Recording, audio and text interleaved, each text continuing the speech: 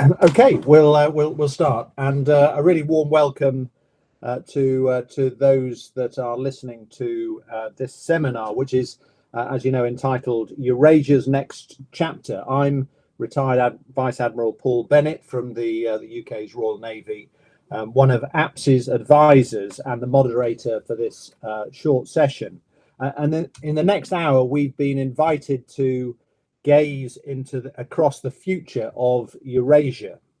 You will immediately recognize what an enormous subject that is, a continent that captures Europe, the Middle East, Russia, China, India, what we might term Asia in its broadest sense. 5 billion people, 70% of the global population. So it's an enormous subject in geographical, political, and social terms. Riven with a raft of current relationships, wars, areas of tension, as well as more positively, lots of economic and military interdependency. In reflecting on it, in one sense, it is far too big to be bitten off in one chunk. Far too many issues, regional tensions, historic relationships, and current conflict. And it makes it difficult for us to navigate ourselves into the future.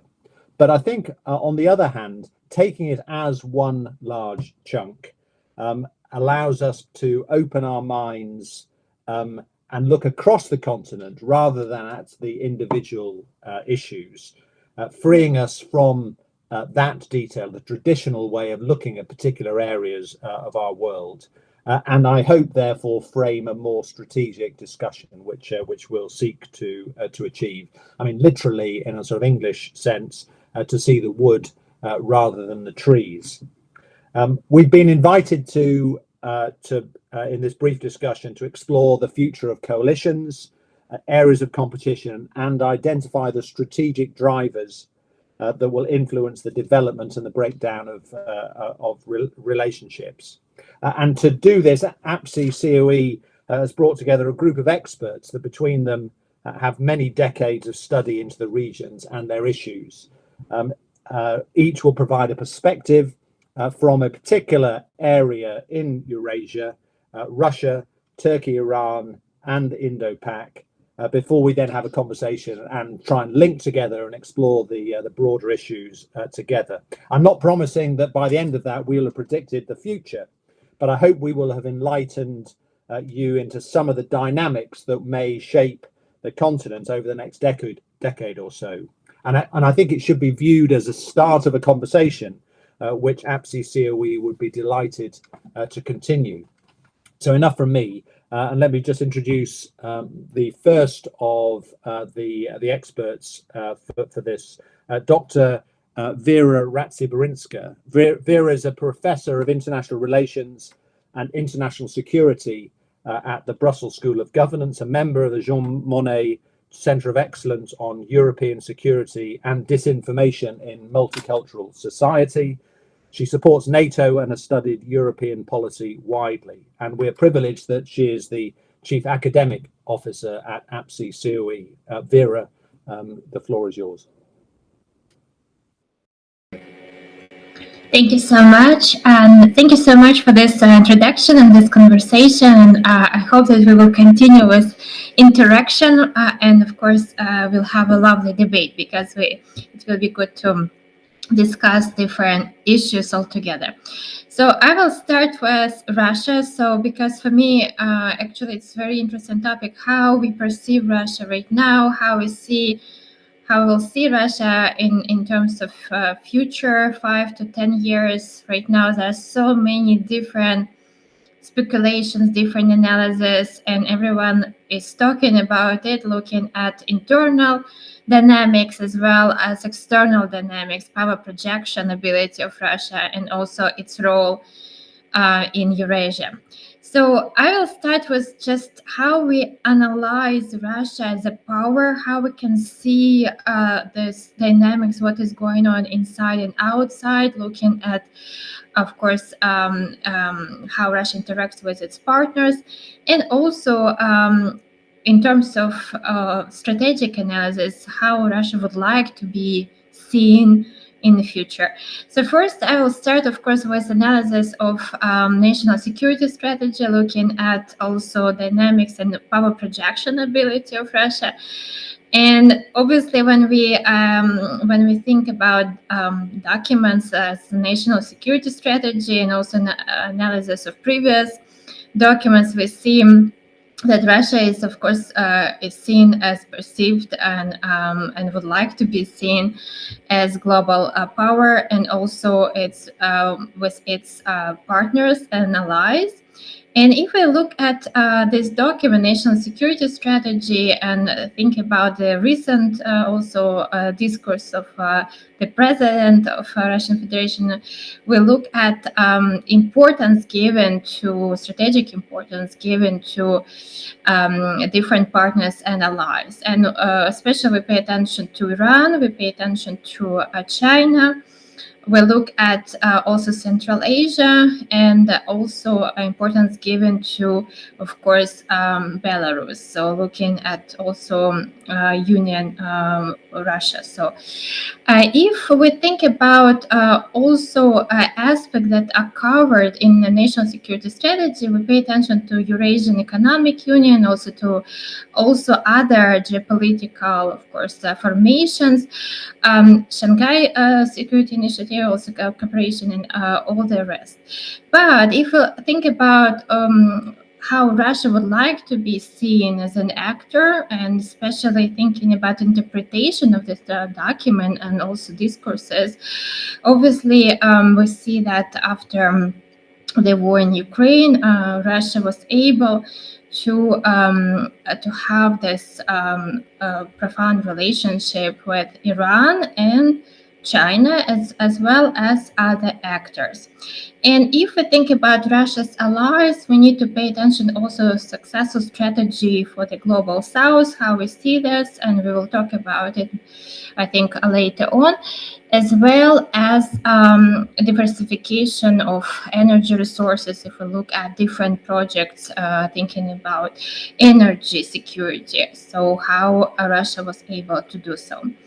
So another aspect that is of course important to all of us, if we think about foresight, is of course probability, possibility, and what may happen, what are those current trends that may change the dynamics, and how we can perceive in general question of power. Because if we look at Klein's formula of power, we need to think about geography, nature resources, so how Russia is able to diversify these resources to different markets, and of course the ability what seen as we talk about energy security, so Russia and China and other aspects, other of course partners.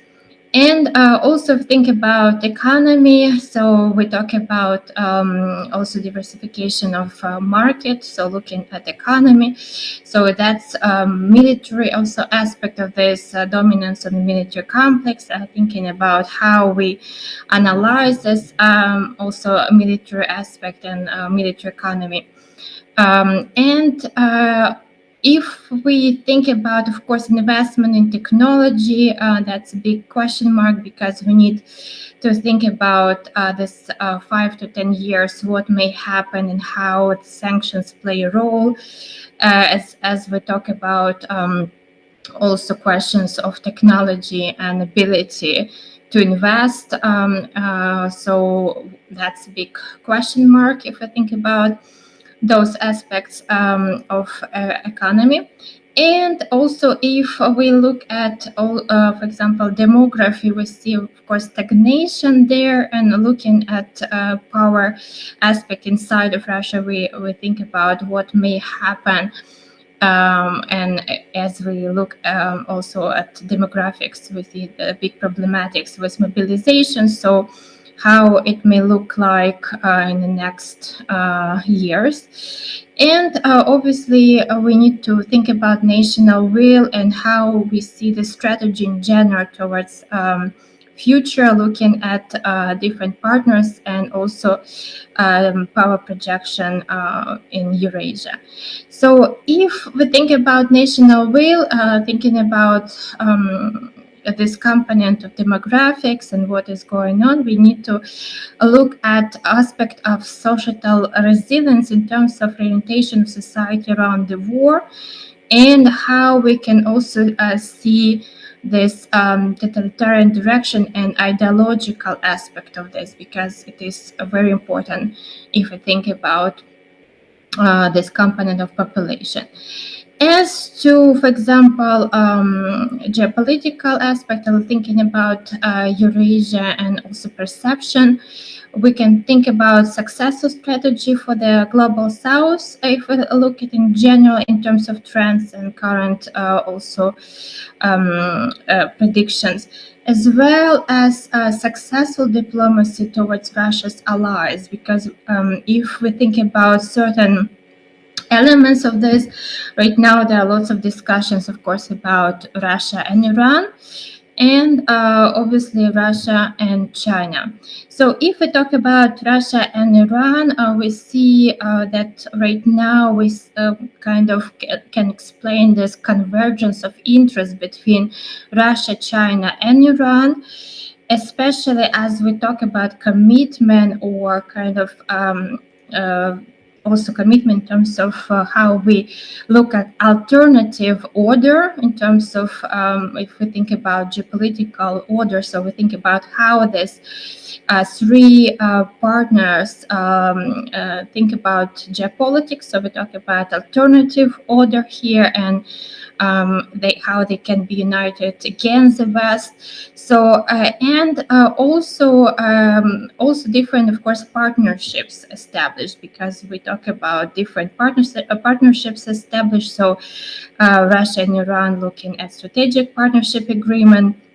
Also with China, we see also different agreements signed, and looking especially at energy security. It is very important if we think about future. So in total, if in general, if we think about Russia and Eurasia, what we can say, of course, that Russia will stay an important actor in Eurasia. We can see that, of course, there are lots of different variables and different trends, how courses of action may change and what can be in the future, like looking at, of course, the dynamics with the war in Ukraine. But if we think about global picture, we can see that right now Russia is building this connections with its partners like China and Iran, and we see an alternative order built against the West, which also is important for us to think about how this alternative order will continue. What does it mean for the West? Because we talk a lot about autocracies and against democracies, how this is a challenge for international law and norms and principles, and obviously what can be strategy for the West, and also thinking about international law and attractiveness, of course, of Western values and norms for such countries as Russia, Iran, and China. So, as to sum up, we can think about these trends in geopolitics. What does it mean for us in terms of geopolitical picture in the future? How it will look like in 5 to 10 years if we think about convergence of interest between Russia, China, and Iran, and how it will also be seen and perceived in the West, because we'll talk a lot about autocracies against democracies, and we think about how we can build the strong coalitions all together in the West. At the same time, we see that Russia is building, and China and Iran are building other coalitions, alternative coalitions. So we need to think about this and be ready with a good strategy.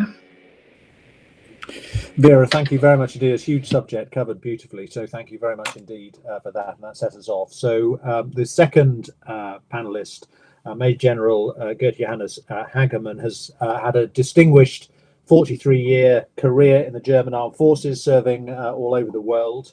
And since retiring, he's developed a wide portfolio, including being an honorary judge of the Higher Administrative Court in Berlin. So watch what you say.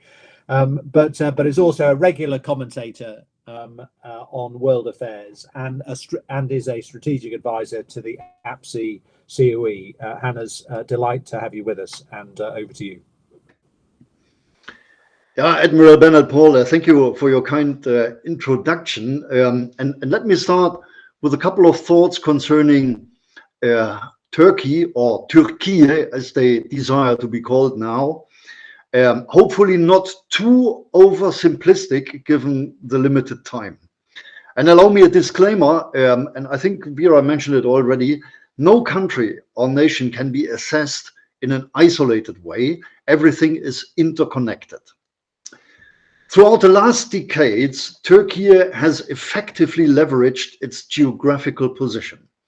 A large economy, new capacities in the defense industry, and enhanced force projection capabilities allow to pursue an ambitious and assertive foreign policy. Turkey's economic dynamic are characterized by dependence on Russia for supplying energy, China for importing inexpensive goods, and Europe, interesting enough, for selling the goods it manufactures.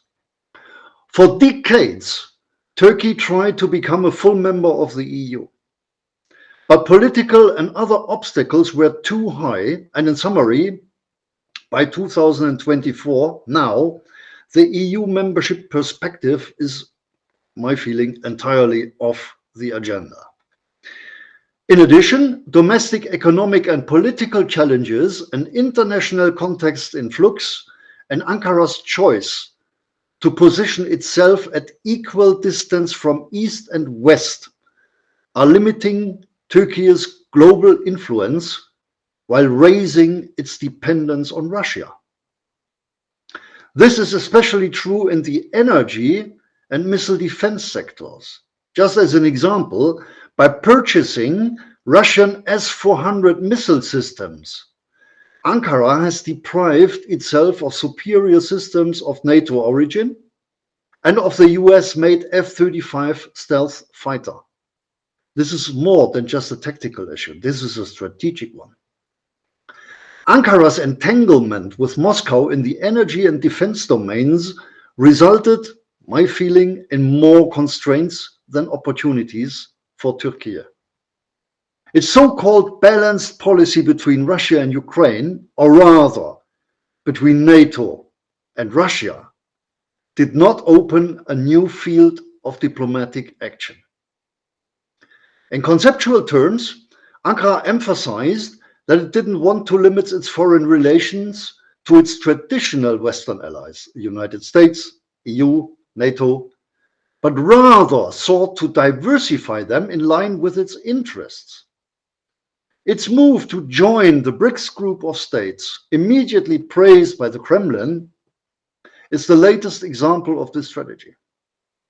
And recently, however, some of Ankara's stances have induced considerable malaise among its Western allies. Ankara's leadership has been taking increasingly strong positions in the Hamas-Israel conflict, declaring Hamas not a terrorist organization, but a liberation group, and joining the International Court of Justice genocide case against Israel. This might illustrate the AKP leadership's unwavering support for the Palestinian cause and its ideological affinity with Hamas. More generally, Ankara's recurrent ambivalence and unpredictability in a number of major foreign policy issues has limited the regional role Turkey was expected to play, for example, in Libya and Syria, or between Russia and Ukraine. And I cannot see a global role for Turkey for the time being and the foreseeable future. Ankara will most likely become a player in global networks like BRICS or in the new Russia-China extended axis, but certainly as a junior partner with little influence. I am very skeptical concerning Ankara's future positioning. Let me tell you a little anecdote. During my postgraduate studies during the early 90s, it's a while ago, I studied some aspects of the Turkey-EU case and Ankara's possible way ahead. And one of my professors, who used to live many years in Turkey and in the Middle East, he told me, and I quote, "Once the Hagia Sophia will be turned into a mosque again, Turkey will be lost for the West." We remember this turn happened 2020. Allow me to continue with some remarks concerning Iran's political position and influence in the Middle East and beyond. Iran is diplomatically, politically, and economically rather isolated so far. But this is about to change in the light of the recent developments in Ukraine and the Middle East. Iran receives remarkable political, technical, and economic support from Russia and China, whereas the global and regional influence of the West is heavily challenged. Concern about Iranian foreign policy is not limited to its nuclear program or the dominating role of religion in politics, but also to its proxy forces and alliances with violent groups across the Middle East, several of which are designated terrorist organizations. One of the reasons is that Iran claims to act to protect Shia Muslims. Another is to combat the US, Israel, and other competitors. Iran follows a forward defense strategy. To do this, Iran has established a network of associated militia groups and other non-state actors. Some details. In a nutshell, Iran supports Hezbollah in Lebanon. Iran has financed and trained Iraqi Shia militia groups, which stand as a separate force to Iraq's military. Political groups associated with them performed well in the latest local elections in 2023, last year.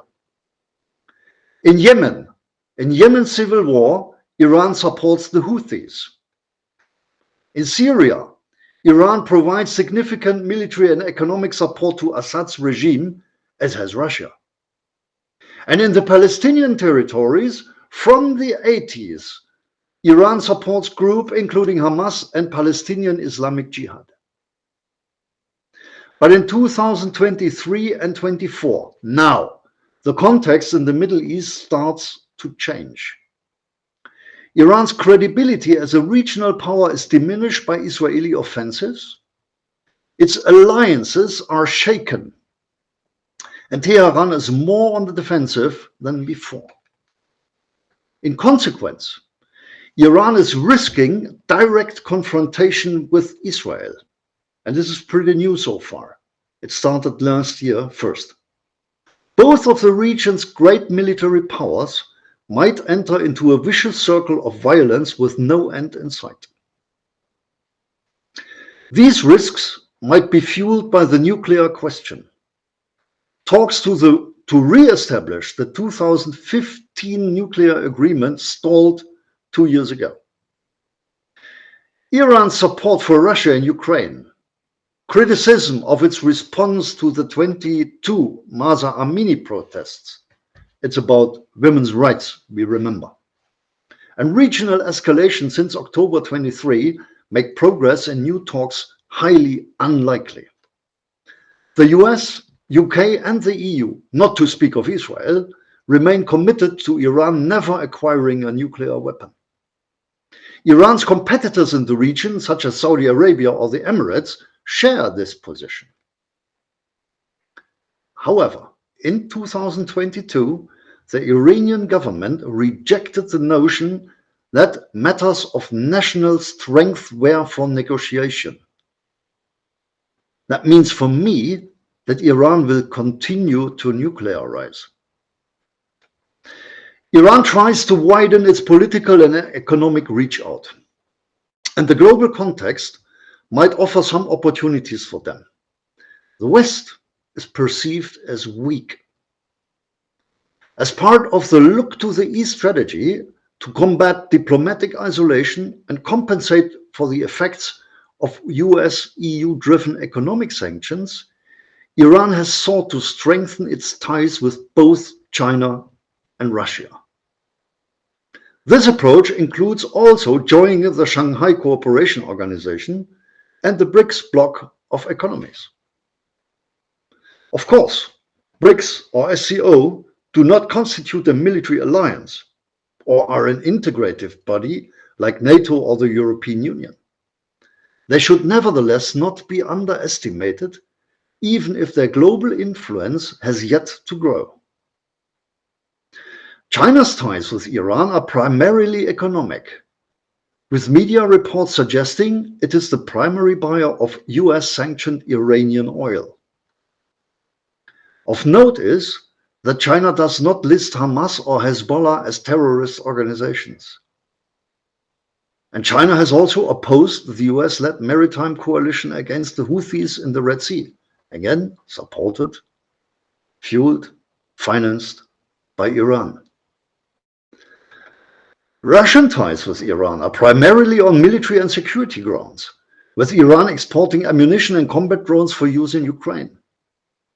Like China, Russia has sought to shield Iran from criticism for its nuclear program, though it is judged unlikely that it supports Iran gaining a nuclear weapon. But allow me a lot of question marks here. In a nutshell, Turkey and Iran will try to take advantage of the changing world order. And I second what Vera just was about to say concerning alternative order against the West, autocracies against democracies, and the creation of alternative coalitions. Turkey and Iran hope for closer ties, especially with Russia and China, seeking benefits in joining alternative economic political organizations like BRICS or SCO, and in the case of Turkey, to reduce dependencies on Western states or institutions. One extremely sensitive issue has not been mentioned so far in detail: the religion. If Samuel P. Huntington's Clash of Civilizations proves to become reality, which I hope it does not, our world order will be challenged even more.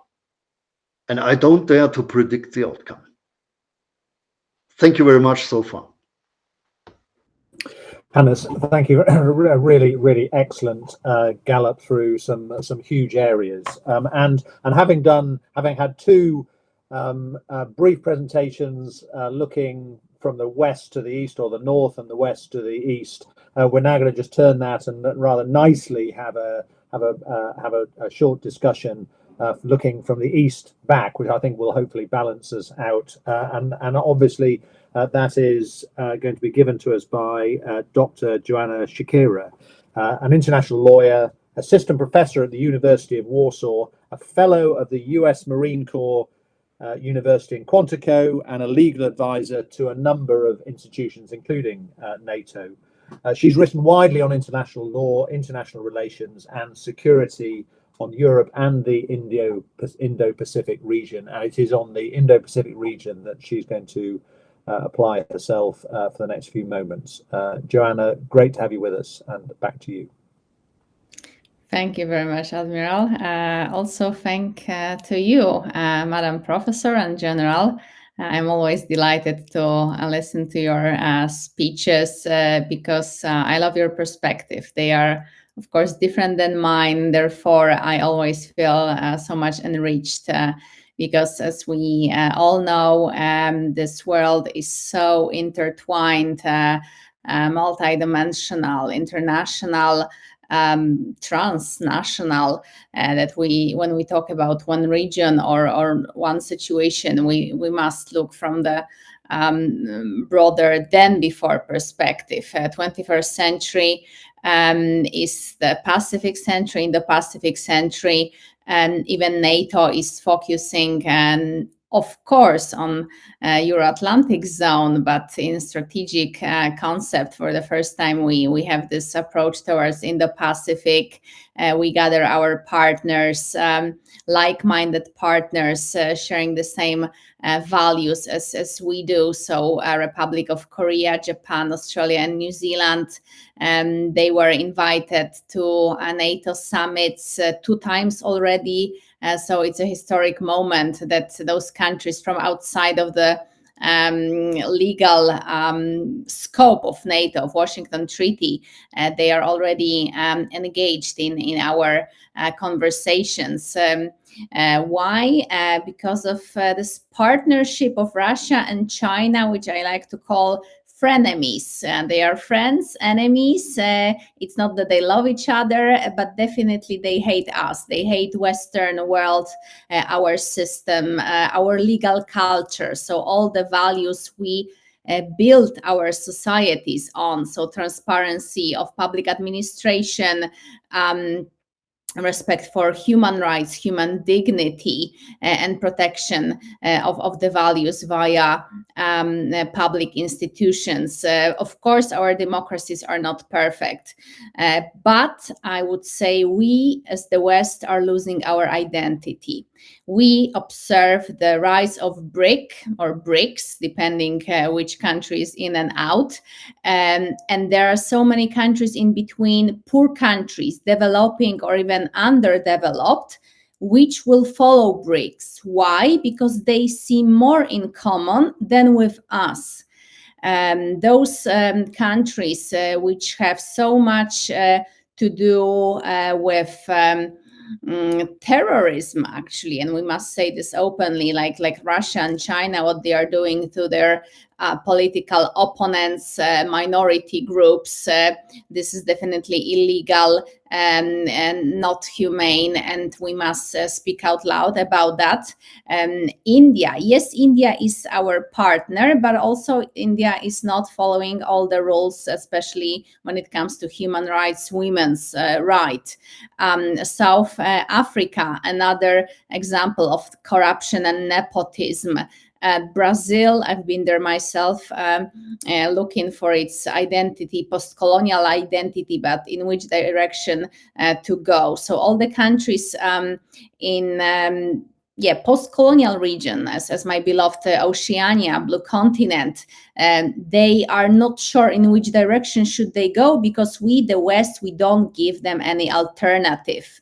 There are, of course, groupings, legally binding, so IGOs, but also regional arrangements, and they show that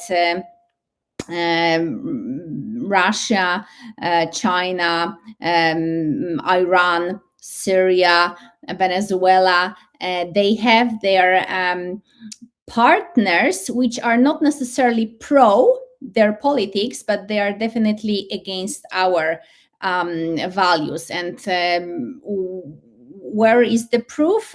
General Assembly voting. When we look at the United Nations, how countries from Africa, from Asia, Oceania, South America, they vote. They don't vote against Russia and China. They are really pro their policies. They don't want to get some kind of revenge from those countries, because they do matter. And we, the West, we still undervalue those countries, being our enemies, and this is very dangerous. We must speak about that, and I'm happy that APSI is allowing us to talk. Another thing is ocean change, which on first hand is hard to associate with national security only with human security, as those people in Oceania, but also Southeast Asia, they are losing their maritime territory and then land territory, and then all the legal rights to possess the land, and therefore without territory they cannot be called anymore a state according to the current international law doctrine. But when countries are getting vulnerable even more than they used to be, being poor, developing the economies, who's entering? Of course, China, because China knows that they can make use of those countries. They can help them in a sense of sending humanitarian aid, but we all know that this is not freeing them. It is called even a neo-colonization by China. We've seen that in Africa, in South America, and again, Oceania. I've been there sailing across the Pacific Ocean, and I've witnessed only Chinese vessels. So 2 months open sea, only Chinese vessels, and they were not fishing. So ocean change is opening enormous possibilities, unfortunately, for the enemies of democracy to spread their network, to maintain their interest there, to keep those people on the leash, I would say, because again, where are we?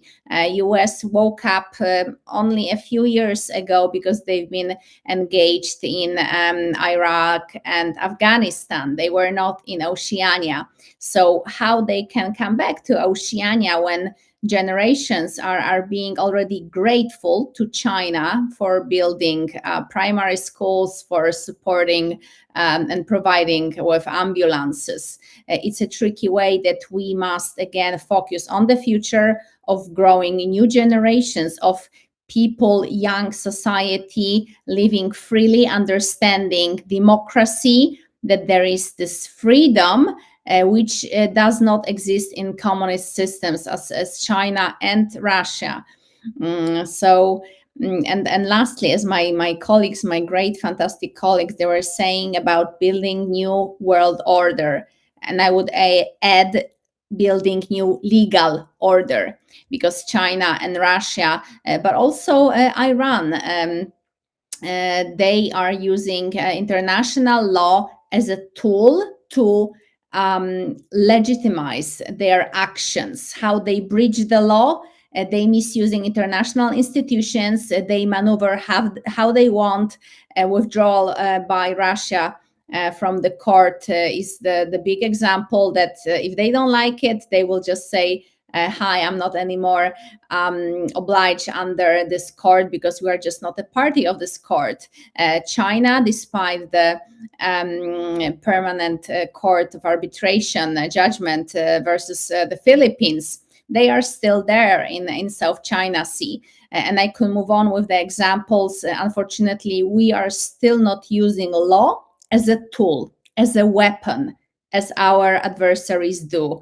So I hope that besides focusing on military and economy, we will finally, we, the West, NATO, start to use legal mechanisms before it's too late. Because again, it's also about growing next generations in the values we used to live. I say used to because some countries are already under the large influence of our adversaries. So I'm happy to discuss this and more issues with my colleagues. Thank you. Joanna, thank you very much indeed. Again, so a really great tour de force around the region. I think the sort of common theme, I think, is and no surprise, is this idea of a sort of autocracy against democracy, or a sort of a China-centric coalition, weak coalition, or whatever that might be. So let's just explore that between us without going over the old ground. If you were sort of positive around this from a sort of Western perspective, you'd say actually the war in Ukraine, the war in the Middle East, that has really given a rocket behind some the relationships in terms of that splitting, because we've tended to take sides more. That everyone is taking sides around those particular conflicts. I don't know how when those conflicts, and I'm sure they will, I hope, die down, become less intense, whether that leaves us just with an entirely different world order across Eurasia, or whether that's something that there will be a resetting, and we find that what has happened over the last 2 years or so is really going to be, we think, the start of something that's likely to endure. I mean, I don't know whether people will just wish to judge whether this is a permanent move in a particular direction, or whether this is more of a forcing of something because of current situation.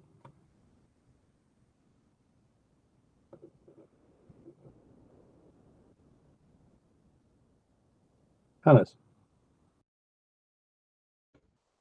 Thank you very much. Impressive statements, impressive tour d'horizon, all of you. And I think I'm very, very grateful to have this opportunity to join the session with you. Thank you very much. I think what I experienced, what I wanted to mention concerning so the alternative world order, or why so many countries, so many. Well, I don't know whether I should talk about countries, or I probably should prefer to talk about the regimes of the various countries, which might make a difference. It is indeed a question why so many regimes prefer to share this alternative world order created and fueled by autocracies. But I remember I had a couple of visits in various African countries throughout the years. And I remember well that I was confronted with the question, why we from the West, especially from Europe, okay, since I'm a European, I was addressed as a European and not a US citizen, why we European always come forward in Africa or elsewhere with a moral finger. Why do we always expect all others to follow our rules first, and then to take advantage, and then to benefit from cooperation and support and agreements, etc. This was one phenomenon I found more or less everywhere.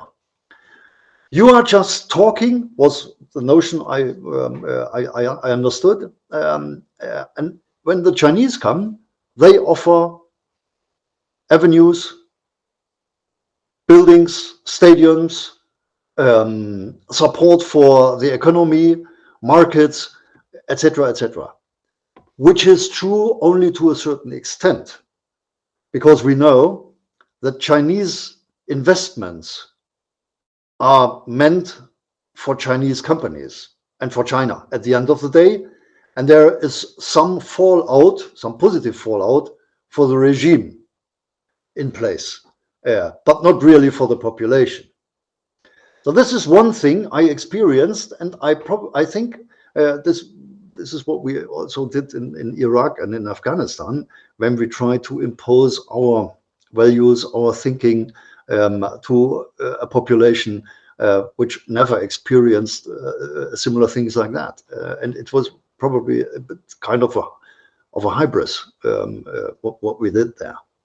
And another phenomenon I experienced is that I was always confronted with the fact that the West decreased its hard power capabilities and others increased them. And this is what we experience today. Russia, China, Iran, and others are enormously increasing their military capabilities, whereas we in the West have downsized everything to the maximum extent, with one exception, and this is the United States, I believe. But at the same time, we put forward our moral ideas and our values. And this is a mismatch. I think that a lot of regimes in the world decide to join the alternative side because they take advantage, also in financial terms, and they do not want to get confronted with other things. And we, the West, we are perceived as weak. So at the end of the day, we are not future-oriented in terms of hard power and military capabilities. We are on the loser track. This is the perception. Over. Thanks, Hannes. So less morals, more money would be a really good way of having greater influence. I think we see it. Jana, Vera, any particular comments on that or the conversation? Yes, definitely. I so much concur with everything what was just said about the law, because again, I would stand at this position that the law is created by the society for its own needs. So nations in Oceania, but also Southeast Asia, so Indo-Pac, there is even a coined term as imposed law. For those nations, law is something imposed by Brits, French, in some ways Germans or Dutch. So they don't see law as something good. They don't see law as something beneficial. So why would they follow the law? Why would they follow their own now independent or semi-independent? Because some they are still, territories or associated states.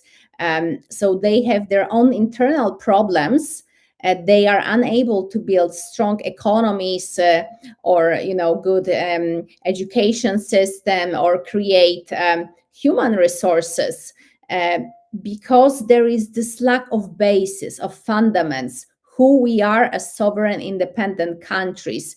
We don't want to be like our colonizers, okay, but then who we want to be. And again, it creates this chaos, and China is perfect in maneuvering, in stepping in, saying, hi, we are not colonizers because we also dislike the West, but here is what we can offer you. And they don't have to pay much. We all know that those countries, they are so poor. And that even bribing politicians, it doesn't cost Beijing that much. So yes, if we could give more money, that's one thing, but I will repeat that investing in the future, in education, in educating society, civil society, that, hi guys, you have the freedom and choice to vote for certain politicians, and this is what will come if you vote for that person or that person. So I think we should start this really long journey, but so far nobody is willing. Like even the US is, of course, pro-Pacific and all the nations, but when we look up for scholarships, there are like five scholarships for all the Indo-Pacific. How many people will you educate through that?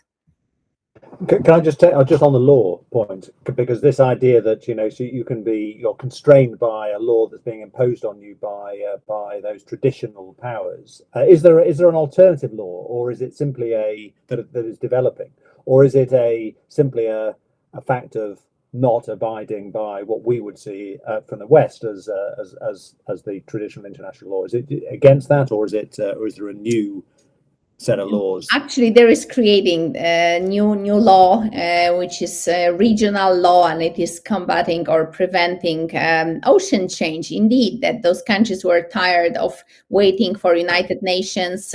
So again, US and Europe headquarters in Brussels and Washington to do anything about ocean change, because, well, those headquarters are not directly threatened by this. So why would they change anything at the international law basis? So Oceania decided to make a change at the regional level. So at the regional level, they're deposing their maritime coordinates at the United Nations, saying whatever happens to our land, maritime and land, this is our heritage, that we will be entitled to use that territory no matter what happens. So this is very new, unprecedented way of creating law at the regional level without waiting for the big guys from the West.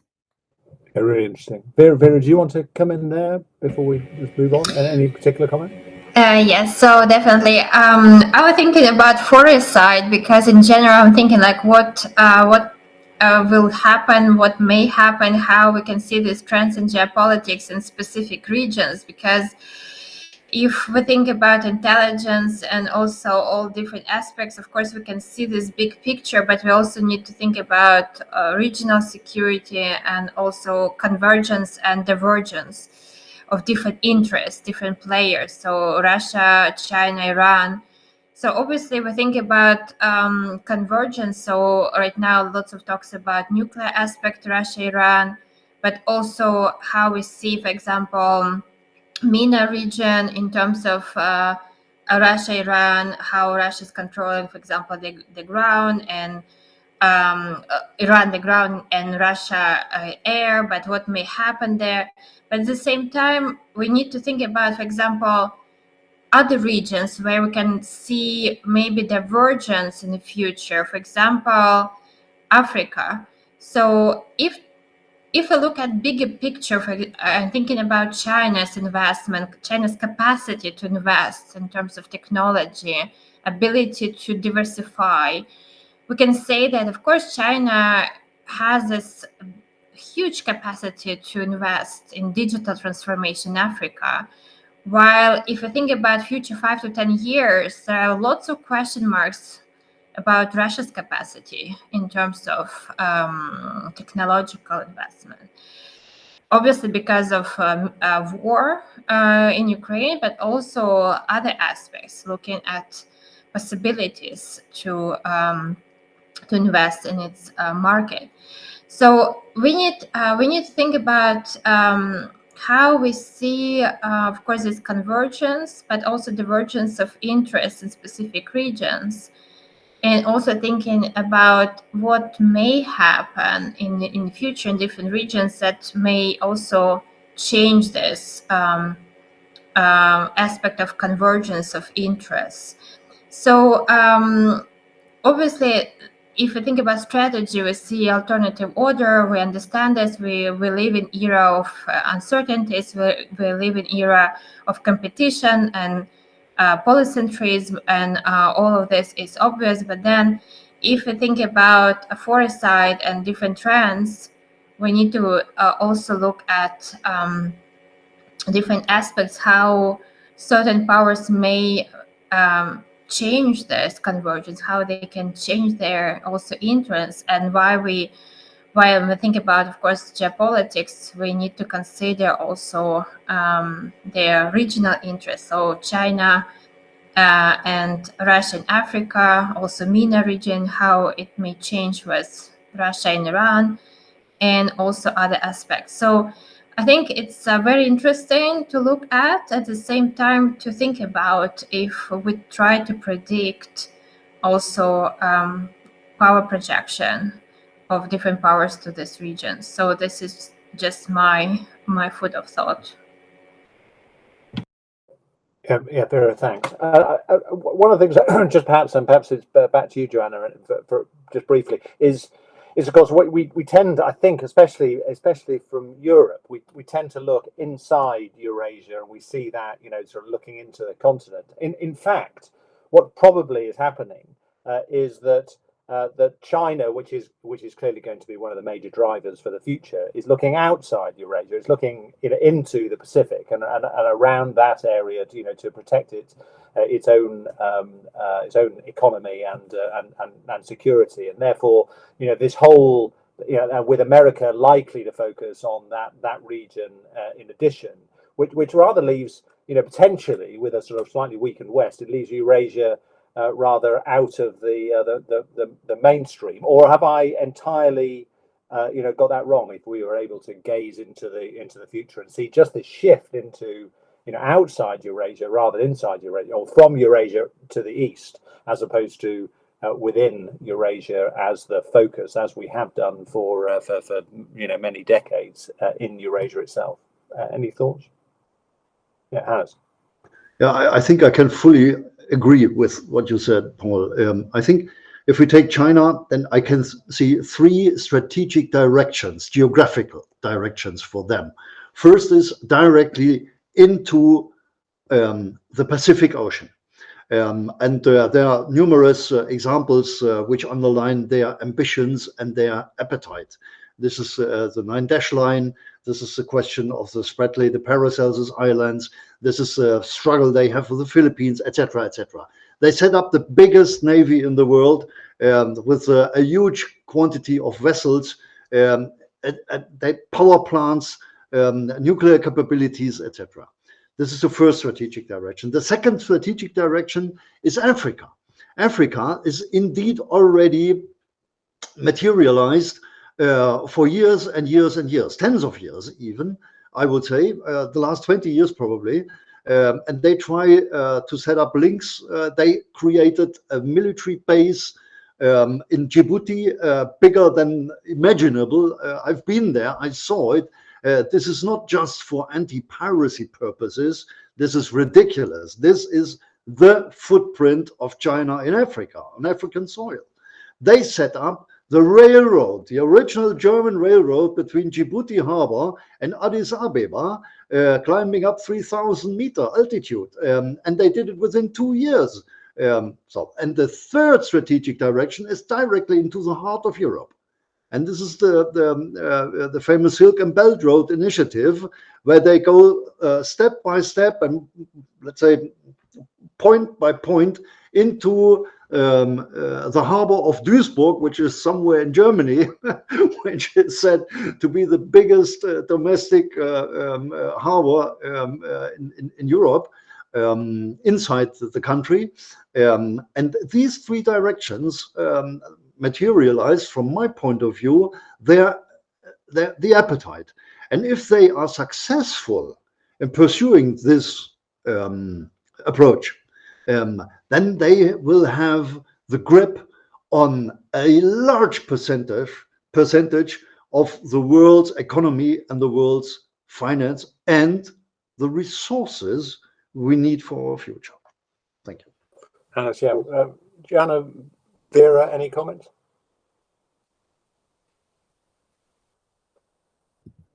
I think we have limited time, and actually to every spot we could, go on move on the discussion with everything. But yeah, the future is uncertain, but it's certain that the shift will be there. So either we keep everyone,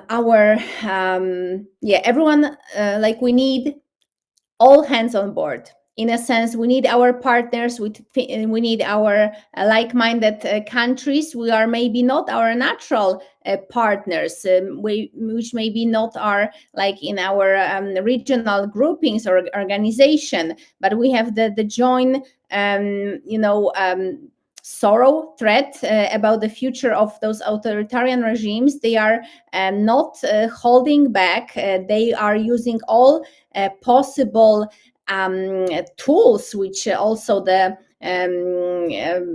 new technological tools are giving them, and we are way behind. So there will be confrontation in the Pacific. I hope not kinetic, but it doesn't mean that will not be threatening for our status quo. So peace and stability and security, according to the Article 1 of United Nations Charter, this is under threat. UN, unfortunately, is missing the point when we see the Secretary General Antonio Guterres going to Moscow, shaking hands with Lavrov instead of going to Kyiv.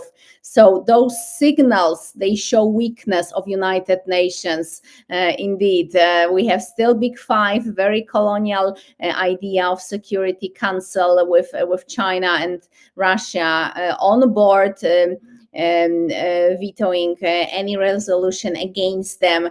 So something must change. We are living in the 21st century, but from the legal point of view, it's like 19th century.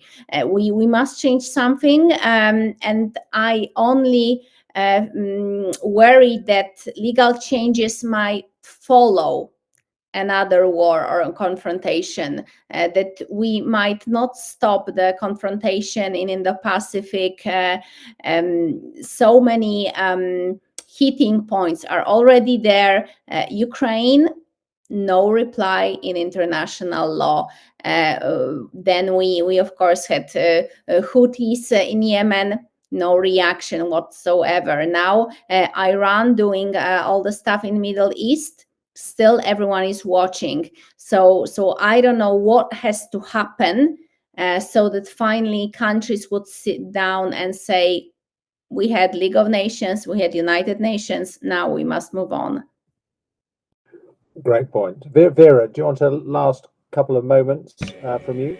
Yes, definitely. So I just want to say that obviously we live in era of regional and geopolitical competition, lots of contested areas, lots of question marks in terms of legal order, and also, of course, liberal order and attractiveness of Western values and norms.